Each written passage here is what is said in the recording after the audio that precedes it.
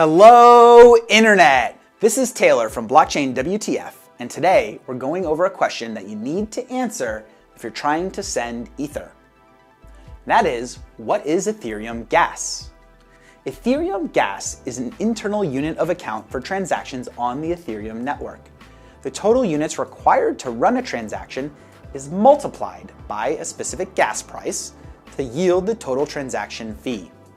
It's kind of like filling up a petrol car with gas to go on a trip. Ethereum gas price is expressed as Ether per unit of gas, similar to how fuel stations list the price in dollars per gallon, or if you're across the pond, euros per liter. So how does it differ from Bitcoin fees? Well, Bitcoin transactions are counted in number of bytes. That is, the amount of data that's being added to the blockchain. Because there's a limited amount of operations that can be done with Bitcoin scripting language, this method of byte counting works pretty darn well. So what about Ethereum transactions? Because the Ethereum virtual machine allows for a wide variety of operations, a way of balancing the cost of all these transactions was devised. For example, adding two numbers might cost 3 gas, but multiplying those numbers might cost 5 gas, and storing data might cost 100 gas per byte. This type of system gives a rise to greater flexibility to balance the limited resources of blockchains. So why aren't transactions paid with Ether directly? With increasing attention being given to Bitcoin and many of the altcoins' associated price rises, the cost of sending transactions was also increasing.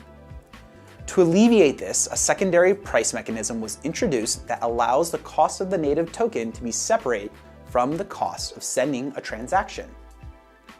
So, did it work? Well, yes and no. There have been adjustments, but so far, the mechanism in place to allow miners and users to accept different prices isn't really being used.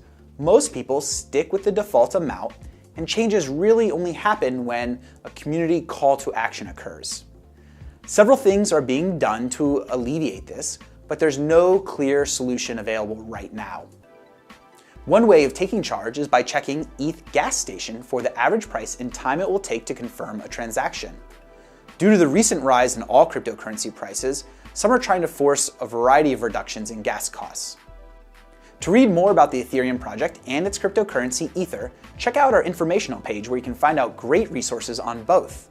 If you enjoyed this video, let us know by smashing that like button below and subscribe so you don't miss out on any other great blockchain information. This has been Taylor from Blockchain WTF. Thanks for watching.